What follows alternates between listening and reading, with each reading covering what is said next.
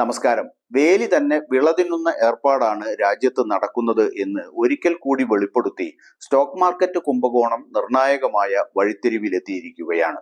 അദാനി സ്റ്റോക്കിൽ തിരിമറി നടത്തി നിക്ഷേപകരെ വഞ്ചിച്ചു എന്ന കേസ് അന്വേഷിച്ച സെബി ചെയർപേഴ്സൺ മാധബി പുരി ബുച്ചിനെതിരെ കൂടുതൽ വെളിപ്പെടുത്തലുകൾ വന്നതോടെ രാജിയല്ലാതെ വേറെ വഴിയില്ല എന്ന സ്ഥിതിയിലാണവർ.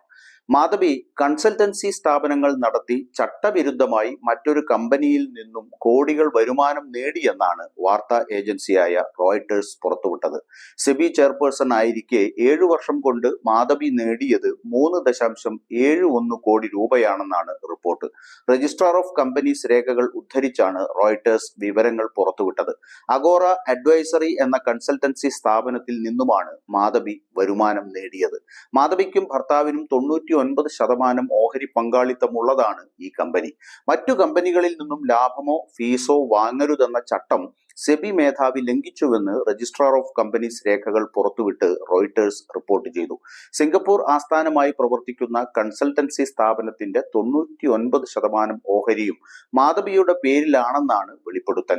മാധബി ബുച്ചിനെതിരെ ഹിൻഡൻബർഗ് റിപ്പോർട്ട് പുറത്തുവിട്ടതിന് പിന്നാലെ രാഷ്ട്രീയ വിവാദം ഉടലെടുത്തിരുന്നു. ഇതിന് പിന്നാലെയാണ് കൂടുതൽ വെളിപ്പെടുത്തൽ പുറത്തേക്ക് വരുന്നത്. സെബി ചെയർപേഴ്സൺ മാധബി ബുച്ചിനും ഭർത്താവിനും അദാനി ഗ്രൂപ്പിലേക്ക് പണമെത്തിയ കടലാസ് കമ്പനികളിൽ നിക്ഷേപമുണ്ടായിരുന്നുവെന്നാണ് നേരത്തെ ഹിൻഡൻബർഗ് കണ്ടെത്തിയത്. അദാനിക്കെതിരായ അന്വേഷണം സെബി മന്ദഗതിയിലാക്കിയതിന് പിന്നിൽ ഈ ബന്ധമാണെന്നും ഹിൻഡൻബർഗ് റിപ്പോർട്ടിൽ ആരോപിച്ചിരുന്നു.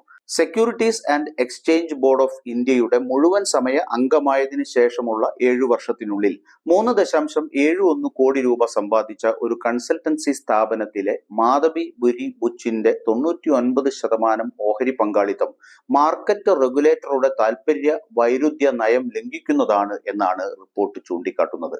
ഇന്ത്യയിലെ രജിസ്ട്രാർ ഓഫ് കമ്പനീസിൽ നിന്നുള്ള പൊതുരേഖകൾ ഉദ്ധരിച്ച് അഗോറ അഡ്വൈസറി പ്രൈവറ്റ് ലിമിറ്റഡ് എന്ന കൺസൾട്ടൻസി സ്ഥാപനത്തിന്റെ വരുമാനം വാർത്താ ഏജൻസി റിപ്പോർട്ട് ചെയ്തു. സെബിയുടെ ബോർഡിലെ അംഗങ്ങൾക്കുള്ള താൽപര്യ വൈരുദ്ധ്യ കോഡ് അനുസരിച്ച് അതിന്റെ മുഴുവൻ സമയ അംഗങ്ങൾ ലാഭം കിട്ടുന്ന മറ്റൊരു സ്ഥാനവും വഹിക്കാൻ പാടില്ല എന്നാണ് നിബന്ധന. ശമ്പളത്തിന്റെ രസീതിയോ പ്രൊഫഷണൽ ഫീസോ ഉൾപ്പെടുന്ന മറ്റേതെങ്കിലും പ്രൊഫഷണൽ പ്രവർത്തനങ്ങളിൽ ഏർപ്പെടുന്നതിൽ നിന്നും അംഗങ്ങൾക്ക് വിലക്കുണ്ട്. ബുച്ചിനൊപ്പം സെബി ബോർഡ് അംഗമായി സേവനമനുഷ്ഠിച്ച മുൻ സാമ്പത്തിക കാര്യ സെക്രട്ടറി സുഭാഷ് ചന്ദ്ര ഗാർഗ് റോയിട്ടേഴ്സിനോട് പറഞ്ഞത് ബോർഡിൽ ചേർന്നതിന് ശേഷം കമ്പനിയുടെ ഉടമസ്ഥതയിൽ തുടരുന്നതിന് ഒരു ന്യായീകരണവുമില്ല എന്നാണ്. വെളിപ്പെടുത്തലുകൾ പുറത്തു വന്ന സ്ഥിതിക്ക് അവരെ ചെയർപേഴ്സൺ സ്ഥാനത്ത് തുടരാൻ അനുവദിക്കാനാവില്ലെന്നും ഗാർഗ് വ്യക്തമാക്കി. അഗോറ അഡ്വൈസറിയിലെ ബുച്ചിന്റെ ഇക്വിറ്റിയും അതിന്റെ തുടർച്ചയായ വരുമാനവും വളരെ ഗുരുതരമായ പെരുമാറ്റ ലംഘനമാണെന്ന് ഗാർഗ് വാർത്താ ഏജൻസിയോട് പറഞ്ഞു. ഇത് സെബിയിൽ സ്ഥാനം വഹിക്കാനുള്ള അവരുടെ അവകാശം പൂർണ്ണമായും അസാധ്യമാക്കുന്നു എന്നും ഗാർഗ് ചൂണ്ടിക്കാട്ടി. ചുരുക്കി പറഞ്ഞാൽ ബുച്ചിനും അതുവഴി അദാനിക്കും മേൽ ഹിൻഡൻബർഗ് വിരിച്ച വല മുറുകുന്നു എന്ന് ചുരുക്കം. ഇത് വലിയ തിരിച്ചടിയാവുന്നത് സ്വാഭാവികമായും അദാനിയുടെ ഗോഡ്ഫാദറായ നരേന്ദ്രമോദിക്ക് തന്നെയാണ് എന്ന കാര്യത്തിലും തർക്കമില്ല.